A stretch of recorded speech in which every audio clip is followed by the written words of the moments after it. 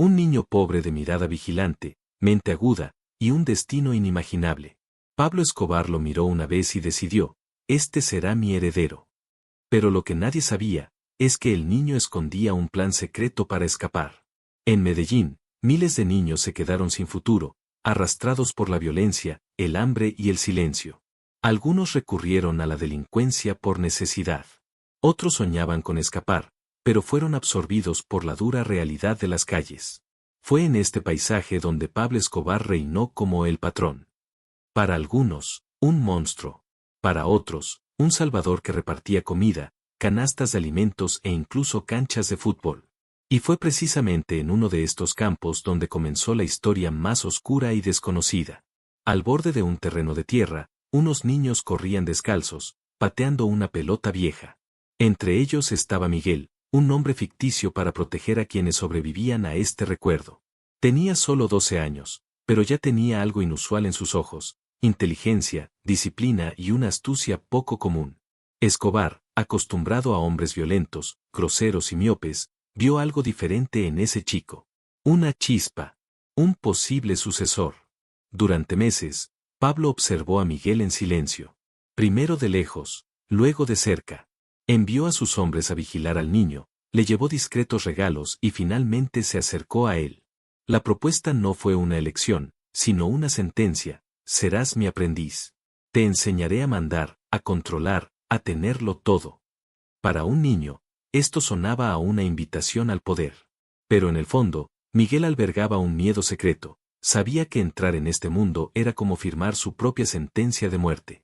A cada paso, el niño sentía el peso de la mirada de Escobar. Ser elegido por el hombre más temido de Colombia parecía un destino sin retorno. Pero Miguel, en silencio, ya tramaba lo impensable, un plan secreto para engañar al mismísimo patrón y escapar de sus garras. La cancha de fútbol improvisada era solo un trozo de tierra roja, rodeada de chozas de madera y paredes derruidas. El polvo se levantaba con cada paso de los chicos, mezclándose con el sudor y las risas nerviosas. El sonido resonaba por los callejones de Medellín en aquella tarde sofocante en la que el sol parecía caer con más fuerza que nunca. Entre los chicos, Miguel destacaba. No por su físico, sino por su forma de moverse. No solo perseguía el balón, observaba, anticipaba y leía cada movimiento de los demás como si tuviera un mapa invisible en la cabeza. Fue ese día que Pablo Escobar decidió no solo mirar, sino aparecer. Se hizo el silencio cuando una camioneta negra con vidrios polarizados se detuvo junto al campo. Los chicos se detuvieron. Algunos retrocedieron. Otros, más curiosos, susurraron entre ellos. Miguel permaneció en silencio, apretando el balón contra el pecho. La puerta se abrió lentamente. Primero, uno de los hombres de confianza de Pablo salió, armado, mirando a su alrededor.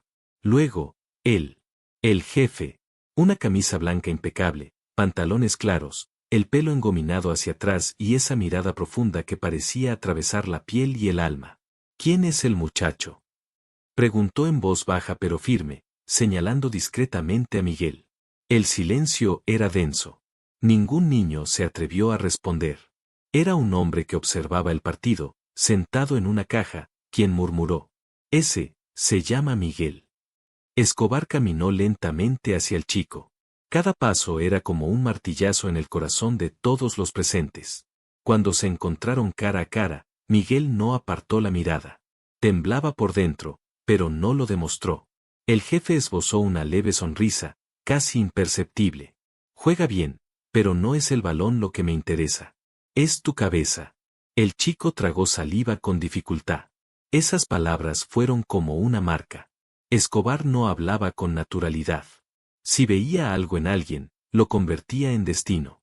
Con un gesto, se quitó un reloj de pulsera caro y se lo puso a Miguel en la mano. Esto no es un regalo, es una promesa. Volveré por ti. Los chicos a su alrededor quedaron atónitos. Un objeto tan valioso, en unas manos tan pequeñas, parecía una sentencia. Para Miguel, el peso en su muñeca era como una cadena invisible. Era como si una puerta se hubiera cerrado tras él. Esa noche, todo el vecindario bullía. Las madres llamaban a sus hijos, temerosas de que el simple hecho de estar cerca del niño elegido pudiera traer problemas. Algunos decían que Miguel estaba bendecido, otros afirmaban que estaba condenado. El niño miraba en silencio el reloj que brillaba en la tenue luz de su habitación. Por fuera, fingía orgullo. Por dentro, sentía que un veneno lento había entrado en su vida. En los días siguientes, los hombres de Escobar comenzaron a rondar. No hubo invitaciones formales, sino órdenes disfrazadas de favores. Miguel recibió canastas de comida, zapatos de fútbol nuevos, ropa que ningún niño del barrio jamás tendría. Pero junto con los regalos llegaron las visitas. Siempre alguien observando, siempre alguien preguntándole cómo estaba. El niño lo supo, ya no se pertenecía a sí mismo. Una tarde, Escobar regresó. Esta vez, no para observar, sino para conversar a solas. Se sentaron en un banco improvisado junto a la cancha. Pablo encendió un cigarrillo, inhaló lentamente y miró fijamente al chico. Eres diferente, Miguel. No eres como los demás.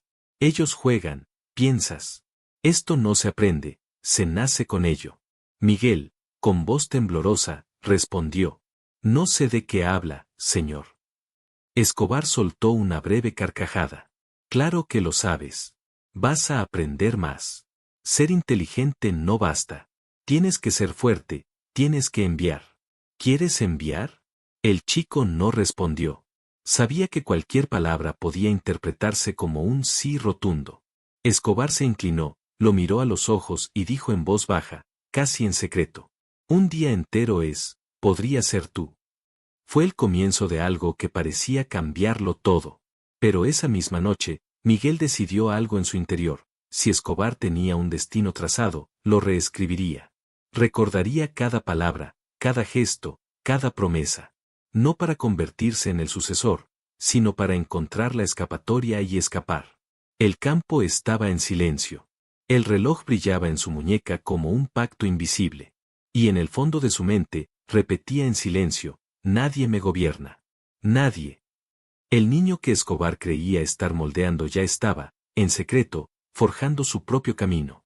Comenzaba una lucha de poder, pero Miguel tenía algo que Pablo no esperaba. El coraje para afrontar su destino.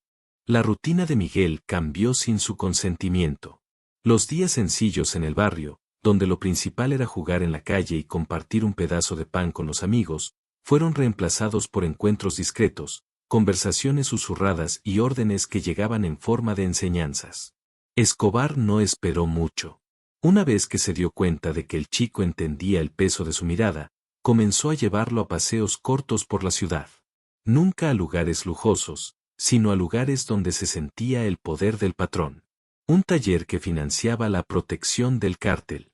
Una bodega donde se cargaban cajas y cajas sin que nadie preguntara qué contenían.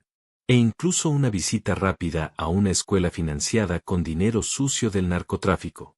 Mira, Miguel, dijo Escobar, señalando a los niños que sonreían en el patio. Me llaman héroe. ¿Sabes por qué? Porque hacen lo que hacen. Pan, libros, futuro. No preguntamos de dónde viene el dinero. Solo gracias. Miguel escuchaba en silencio, pero en lo más profundo de su ser sentía el peso de esa contradicción. El hombre que causaba muertes en cada esquina era el mismo que aparecía como benefactor en callejones olvidados. Pablo lo trataba no como a un niño, sino como a un estudiante. Le ordenó observar, calcular, aprender a reconocer quién tenía miedo, quién era valiente, quién mentía con la mirada. Una vez, en un pequeño almacén, Escobar le pidió a Miguel que se enfrentara a uno de sus hombres. Un hombre alto y nervioso que ocultaba la mirada. ¿Qué ves?, preguntó Pablo. El niño respiró profundamente y respondió en voz baja. Tengo miedo, pero no de nosotros. Tengo miedo de alguien más. Escobar sonrió con satisfacción. Exactamente. Entiendes la esencia. El poder no está en el arma, sino en saber interpretar a la gente. Estas lecciones se repetían. Miguel aprendió, contra su voluntad, los secretos de un imperio criminal. Pero al mismo tiempo, atesoraba cada palabra como munición para su plan futuro. Fingió interés, fingió respeto, incluso fingió admiración. Pero su mente trabajaba en silencio, planeando rutas de escape, posibles aliados y maneras de evitar caer en la trampa invisible que el patrón le había tendido. Los hombres del cártel empezaron a respetarlo, o al menos fingieron respetarlo. Algunos se reían, llamándolo el Principito. Otros lo miraban con recelo, como si un niño pudiera ser una amenaza. Miguel percibía esas miradas y sabía que allí no había lugar para la inocencia. Cada paso en falso podía costarle la vida. Una tarde, Escobar lo llevó a ver algo aún más siniestro. En una bodega cerrada, guardaba docenas de armas, pistolas, rifles, granadas. El olor a hierro y pólvora era sofocante. Esto, Miguel, es lo que sostiene todo. Sin esto, no hay respeto, no hay dinero, no hay nada. El chico tragó saliva con dificultad, pero mantuvo la mirada fija. Pablo rió y le puso una pistola descargada en las manos. Algún día tendrás que usarlo. Pero todavía no. Por ahora, aprende a no usarlo. Esa noche, Miguel miró su reloj de pulsera y sintió que el peso se acrecentaba. Ya no era solo un niño. Estaba siendo moldeado como una pieza en un juego mortal. Pero en su corazón, algo se resistía, la certeza de que si lograba engañar al jefe, podría escapar del destino de todos los demás que se arrodillaban ante él. Y ahí es cuando te necesito a ti, a quien me mira. Si esta historia ya te ha cautivado, dale a me gusta, suscríbete al canal y comenta qué harías en el lugar de Miguel. Porque lo que viene a continuación, es aún más peligroso. Y para ayudarnos a continuar, compra nuestro ebook desde el primer enlace de la descripción. Además de motivarnos, nos ayuda a mejorar la calidad de nuestro contenido. Escobar creía estar forjando un sucesor. Pero el muchacho que parecía obediente, en realidad, solo estaba aprendiendo a sobrevivir. Y el siguiente paso del patrón sería ponerlo a prueba de una manera que podría decidir su vida o su muerte. La tarde caía pesadamente sobre Medellín. El cielo nublado parecía presagiar algo serio. Miguel caminaba junto a Escobar dentro de una gran bodega en penumbra, donde el eco de los pasos se mezclaba con el olor a gasolina y pólvora. Allí, el jefe había reunido a algunos de sus hombres más cercanos. Era el tipo de ambiente que dejaba sin aliento a cualquiera, cajas apiladas hasta el techo, armas sobre las mesas, miradas fijas en cada rincón. Miguel sintió que se le erizaba la piel, pero mantuvo una postura rígida, intentando aparentar más edad de la que tenía. Pablo se sentó en un sillón de cuero desgastado, cruzó las piernas y encendió un cigarrillo. El silencio se extendió como una orden tácita. Miró a Miguel y sonrió con suficiencia. «Hola, muchacho, quiero ver qué estás haciendo». Dos hombres arrastraron a un hombre atado, con el rostro magullado y la mirada de pánico, hasta el centro de la bodega. Era un informante que había traicionado al cártel, alguien que había intentado vender información a la policía. Miguel se quedó paralizado al verlo. El hombre suplicó en susurros. «Por favor, no quería, fue un error». Escobar se inclinó hacia adelante, exhalando humo lentamente. «Todos cometemos errores, pero algunos lo pagan caro. Tú, Miguel, decidirás si mereces vivir o morir». Las palabras cortaron el aire como cuchillos. Miguel sintió que le temblaban las piernas. El corazón le latía con tanta fuerza que parecía que iba a estallarle. Uno de los secuaces le puso una pistola en la mano. El frío peso del metal le quemó la piel. Escobar observaba con la mirada fija, como si presenciara un ritual sagrado. «No se trata de disparar, se trata de no dudar», dijo Pablo, repitiendo la lección que ya había dado. «Un líder nunca duda». Miguel levantó su arma, pero su respiración se volvió entrecortada. El hombre atado lloró, suplicó, prometió no fallar nunca más. El chico quiso gritar, quiso tirar la pistola, pero sabía que cualquier señal de debilidad podría ser su perdición. Pensó rápido. Y entonces, disimulando su angustia, apuntó al costado del hombre y apretó el gatillo. El eco del disparo sobresaltó a todos, pero la bala solo impactó en la pared detrás del prisionero. Los secuaces rieron, creyendo que el chico se había equivocado por nerviosismo. Escobar, sin embargo, presentía algo diferente. Guardó silencio, dio una calada a su cigarrillo y exhaló lentamente. Sus ojos estudiaron a Miguel como si descifrara un acertijo. Por un instante, el chico creyó que lo descubrirían, que su vida terminaría allí. Pero el jefe se limitó a sonreír levemente. Fallaste, pero no temblaste. Con eso me basta por hoy. El alivio recorrió a Miguel, pero no se atrevió a demostrarlo. Mantuvo la mirada firme, como si hubiera hecho exactamente lo que quería.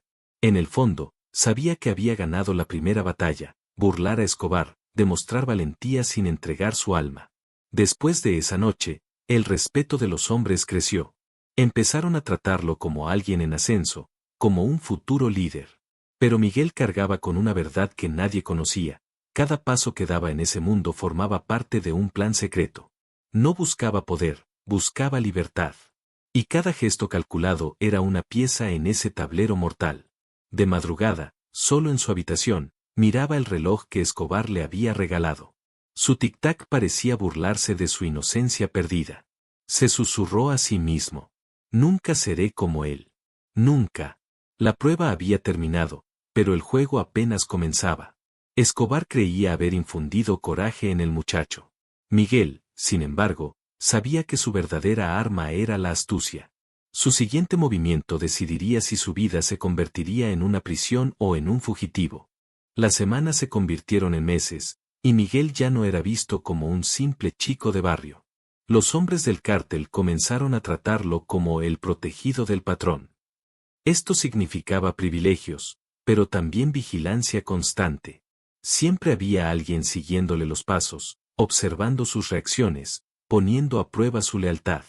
Escobar creía estar preparando a un sucesor, pero tras la mirada firme y la falsa obediencia, Miguel alimentaba en silencio su verdadero plan, escapar. La idea nació en la soledad de su habitación, cada vez más sofocante. El reloj en su muñeca marcaba el tiempo que se convertía en una cadena. Cada noche, acostado en la cama, repasaba mentalmente los puntos débiles del imperio que ahora conocía desde dentro. Sabía quiénes eran los hombres más leales, quienes estaban corrompidos por el miedo, quienes ya habían intentado escapar y lo habían pagado con la vida. Memorizó las rutas de las camionetas, los momentos en que los secuaces se relajaban, los escondites secretos que usaba Escobar. Con cada detalle que observaba, Miguel construía su mapa de escape como un general silencioso que prepara una guerra invisible. Pero no era fácil. El mayor desafío no era solo engañar a Escobar, sino engañarse a sí mismo. Fingir lealtad requería llevar en la mirada la sombra de alguien que aceptaba ese destino. Significaba sonreír cuando el patrón le hacía regalos, reír cuando los hombres contaban historias sangrientas de ejecuciones, fingir admiración ante gestos crueles. En su interior, cada palabra cortaba como un cuchillo. Pero Miguel ya lo había entendido, su arma no era la fuerza ni la violencia. Era la paciencia. Escobar lo llevó una vez a una reunión con políticos locales. Miguel se sentó cerca, escuchando los tratos y observando el intercambio de dinero. Al salir, Pablo le dijo: ¿Lo ves, Miguel? Esto es poder. Sin fusiles. Los hombres con disfraces que sonríen mientras venden sus almas. Miguel asintió, pero otra frase resonó en su mente: si hasta ellos se doblegan, quizá alguien ahí fuera pueda ayudarme a escapar también. Fue durante esta época que encontró una aliada inesperada, una maestra de barrio llamada Teresa, quien ya había perdido a 2 alumnos por culpa del cártel. Ella vio algo diferente en el chico y percibió la angustia que se escondía tras su falso coraje. Durante una breve conversación, susurrada entre libros y cuadernos, Miguel se aventuró a decir: si quisieras irte, ¿me ayudarías? Teresa guardó silencio un buen rato, con el corazón acelerado. Luego simplemente murmuró: salir de ahí, es como intentar escapar de la muerte. Pero si de verdad quieres, entonces nunca tienes miedo. Estas palabras se convirtieron en un mantra. Miguel comenzó a prepararse en silencio. Escribió notas que quemó de inmediato, sin dejar rastro. Contó los segundos que tardaba en ir de un punto a otro de la ciudad. Observó el comportamiento de los hombres de Escobar, aprendiendo cuando se distraían, cuando bebían demasiado, cuando se enfrascaban en una conversación. El chico convertía cada detalle en una oportunidad. Pero el riesgo aumentaba cada día. Escobar parecía sospechoso. Algunas noches, el jefe lo llamaba para tener conversaciones extrañas, como si intentara sondear sus pensamientos. Entiendes, Miguel, que la familia no está abandonada. La familia eres tú. Si un día me extrañas, será como una traición. Y ya sabes lo que pasa con los traidores. Esas palabras le quedaron grabadas en el alma al chico. Sabía que no tenía muchas posibilidades. El tiempo se agotaba. Necesitaba actuar rápido, antes de que Escobar decidiera ponerlo a prueba de nuevo. De madrugada, solo, Miguel miraba el reloj que brillaba en la oscuridad. Ya no veía un regalo. Veía a esposas. Se susurró a sí mismo. Me voy de aquí, cueste lo que cueste. El plan estaba en marcha. Cada paso calculado podía llevar a la libertad, o a una muerte segura. El niño que Escobar creía controlar estaba a punto de desafiar al imperio más temido de Colombia. La madrugada en Medellín parecía más tranquila de lo habitual. Los perros, que solían ladrar sin cesar, estaban callados, e incluso el viento parecía contener la respiración. Miguel sabía que esta sería la noche decisiva. Durante semanas, se armó de valor, observó los detalles y esperó el momento oportuno. Ahora, todo estaba listo. El plan, la ruta, la mentira que tendría que mantener si lo atrapaban. El reloj en su muñeca marcaba cada segundo como un tambor de guerra. Esa noche, Escobar estaba en una de sus fincas remotas, celebrando con políticos y empresarios. Esto significaba menos vigilancia en el vecindario. Solo 2 hombres rondaban la calle donde vivía Miguel. Esperó hasta oír el sonido de una botella rompiéndose a lo lejos, señal de que uno de ellos había bebido demasiado. Entonces respiró hondo, agarró su pequeña mochila con algunas pertenencias y salió de la casa como un fantasma. Cada paso era un riesgo. La ciudad que conocía parecía un laberinto. Caminaba entre las sombras, evitando las luces, atento a cada ruido. El corazón le latía tan rápido que le dolía. Mentalmente, repetía las palabras de la profesora Teresa: nunca demuestres miedo. Eso fue lo que lo impulsó a seguir adelante al pasar a pocos metros de uno de los secuaces que dormitaba contra la pared. Al llegar al lugar acordado, Teresa lo esperaba en un coche viejo, con el motor ya en marcha. Le temblaban los ojos, pero su voz era firme. Levántate rápido, antes de que alguien te vea. Miguel se subió y se encogió en el asiento. El profesor aceleró y las calles comenzaron a desvanecerse. En cada esquina, la sensación de peligro crecía. Podría ocurrir en cualquier momento, una camioneta negra apareciendo, un disparo, un control de carretera inesperado. Después de casi una hora, llegaron a un camino secundario que se adentraba en las montañas. Teresa tenía contactos que podrían ocultarlo por un tiempo. Pero incluso mientras el coche avanzaba a toda velocidad, Miguel lo supo: escapar de Escobar no se trataba solo de mudarse. Se trataba de llevar para siempre la sombra de aquel a quien había desafiado.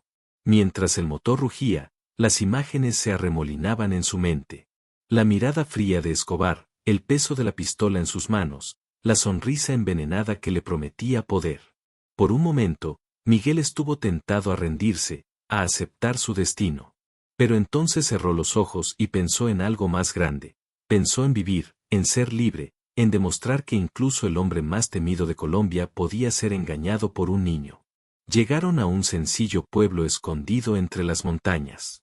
Teresa lo dejó con una familia humilde que prometió albergarlo unos días. Antes de partir, tomó la mano de Miguel y le dijo: no olvides nunca quién eres. Escapar no es solo vivir, es elegir vivir. Se quedó en la puerta de la pequeña casa, viendo cómo el coche desaparecía en la oscuridad. El miedo no había desaparecido. Sabía que Escobar se enteraría, que enviaría hombres a buscarlo. Pero esa noche, sintió algo que no había sentido en mucho tiempo: esperanza. En los años siguientes, surgieron rumores. Algunos decían que el niño había sido encontrado y eliminado discretamente. Otros creían que había escapado del país y había comenzado una nueva vida en algún lugar lejano, con otro nombre, otro rostro. La verdad nunca se confirmó. Lo que se sabe es que, durante un tiempo, Pablo Escobar creyó haber encontrado a su sucesor. Pero el niño elegido tenía un destino mayor: no heredar un imperio de sangre, sino luchar por ser su propio amo. La historia de Miguel, el niño que Pablo Escobar creía estar moldeando como su sucesor, no termina con su fuga. Persiste como una herida abierta, un eco que resonó durante años en los callejones de Medellín, en las conversaciones susurradas de los residentes e incluso en los silenciosos pasillos donde se tramaban los negocios del cártel. Porque nadie escapaba impunemente de Escobar. Cada traición era una lección, cada desaparición una advertencia. Pero Miguel no era como los demás. No traicionaba con palabras, no desafiaba con armas. Su resistencia era silenciosa, calculada y, por lo tanto, aún más peligrosa para la imagen de un hombre que cimentó su fuerza sobre el miedo absoluto. Los días posteriores a la fuga estuvieron marcados por una persecución incesante.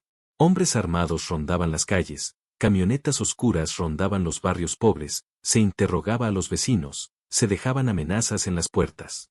¿Dónde está el niño?, repetían, blandiendo armas para intimidar.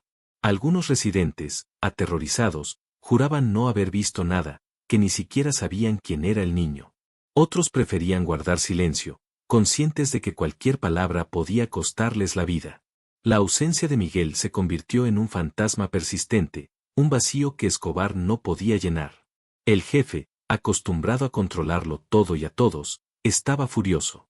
No podía entender cómo un chico, alguien a quien había elegido, se había atrevido a escapar de sus garras.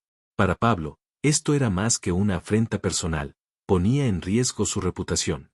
Si un chico lograba escapar, otros podrían intentarlo. Y la mera idea de que alguien pudiera engañarlo erosionaba su imagen de poder absoluto. Escobar, en momentos de ira, supuestamente les decía a sus allegados: «Ese muchacho cree que puede jugar conmigo. No sabe que estoy muerto». Pero tras la furia, también había algo extraño, un atisbo de admiración. Escobar era un hombre obsesionado con la inteligencia y la audacia. Y, en cierto modo, reconocía en Miguel el mismo espíritu rebelde que él mismo una vez tuvo contra el sistema colombiano. Esta contradicción mantuvo al niño vivo más tiempo que cualquier otro. Mientras tanto, Miguel intentaba reconstruir su vida en secreto. Escondido en las montañas, lejos de la ciudad, aprendió a vivir con el peso de la incertidumbre. Cada ruido nocturno parecía anunciar la llegada de secuaces. Cada rostro desconocido en el pueblo parecía ocultar una amenaza. La profesora Teresa, quien lo había ayudado a escapar, se convirtió en una guardiana silenciosa, arriesgando su vida para protegerlo de las garras del cártel. Pero sabía que no podría protegerlo para siempre. Miguel creció bajo la sombra de Escobar. No podía usar su verdadero nombre, desconfiaba de los desconocidos. Su infancia fue robada no solo por la violencia callejera, sino por la huella invisible que el patrón le había dejado. Su reloj, ese primer regalo, se le escapó durante su fuga, pero la sensación de prisión aún le pesaba en la muñeca. Comprendió que, incluso desde la distancia, Escobar seguiría presente en su vida, un fantasma que lo perseguiría hasta el final. Y, sin embargo, había algo poderoso en esa huida. Miguel no solo escapó de una muerte segura, sino que también desafió una lógica cruel: nadie podía decirle no a Escobar. Su historia se convirtió en leyenda entre los pocos que se atrevieron a contarla. Algunos decían que el niño había huido a Venezuela. Otros juraban que había cruzado la frontera y vivido escondido en Estados Unidos. Incluso hubo quienes creían que Miguel había regresado años después, ya adulto, para vengarse del cártel. La verdad se perdió entre los rumores, pero lo que quedó fue el símbolo. Un símbolo de que, incluso frente al mayor imperio del miedo, aún había lagunas para la valentía. Un niño sin nada, contra un hombre que lo tenía todo. Y, sin embargo, la decisión de resistir prevaleció. El caso de Miguel también revela la contradicción central en la vida de Escobar. No solo buscaba dinero, poder ni obediencia. Quería ser recordado, perpetuarse. Al elegir a un niño como su sucesor, buscó crear un legado que trascendiera su propia vida. Quería inculcar en alguien un reflejo de su mente calculadora, su capacidad de manipulación, su frialdad ante la violencia. Pero se equivocó al elegir precisamente a un niño que no llevaba dentro la ambición, sino la sed de libertad. Esta ironía es lo que hace que la historia sea tan cautivadora. Escobar, el hombre que lo controlaba todo, no logró controlar al hombre que más anhelaba moldear.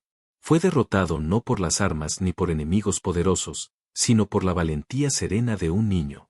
Años después, cuando Escobar ya había sido derrocado y asesinado en Medellín, algunos vecinos recordaban esta experiencia con susurros cargados de emoción. ¿Apoyas al muchacho que iba a ser tu heredero? Eso es valioso. Este recuerdo ha perdurado, mezclando realidad y mito, pero manteniendo viva la idea de que Miguel realmente existió y que su fuga representó una de las raras derrotas personales del patrón. Desde una perspectiva humana, el viaje de Miguel revela el peso de una infancia robada. Mientras otros niños soñaban con balones de fútbol, él se vio obligado a empuñar un arma. Mientras otros reían en la calle, él tuvo que aprender a fingir valentía ante el hombre más temido del país.